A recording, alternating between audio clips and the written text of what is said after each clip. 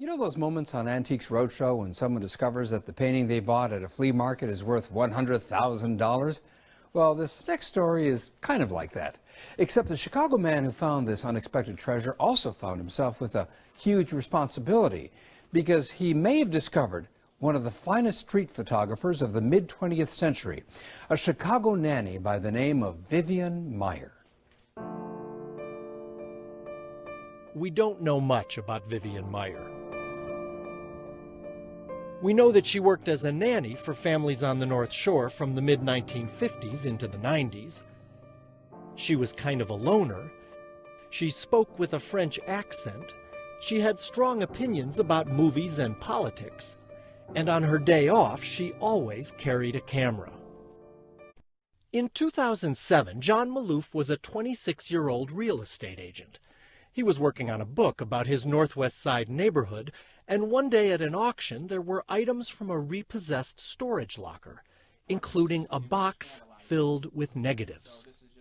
I saw some of Marina Towers and I thought it was Chicago, so I said, maybe we can use some of this for the book. John bought that box for $400. There were 30,000 negatives inside. When he started scanning them, he didn't find anything for his book. But what he found took his breath away.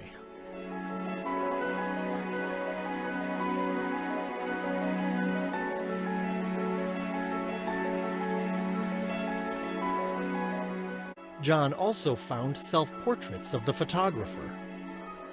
Who was this woman? He couldn't find her name anywhere in the boxes.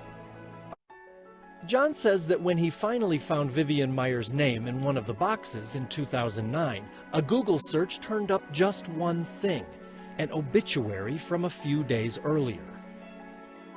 That led him to a family she had worked for, and then another. And finally, a biography began to emerge. Vivian Maier was born in New York in 1926 and lived in both France and New York growing up. By her mid-20s, she was living permanently in the U.S.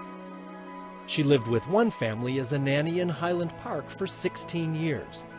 The children she cared for have been quoted as saying she was like Mary Poppins to them, eccentric, delightful, taking them on great adventures. A later employer paints a more complex picture. Very strong, very determined, don't intervene in my space kind of attitude. It's clear that Vivian was a really private person. How do you think she would feel about the fact that this is all becoming so public? I could say a couple things to that. I'll never know, of course.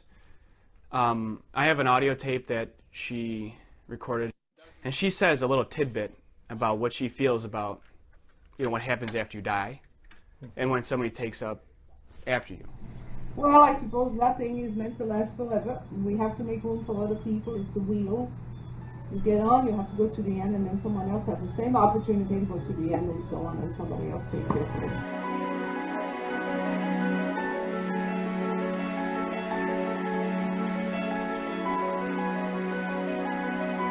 For Chicago Tonight, this is Jay Shefsky.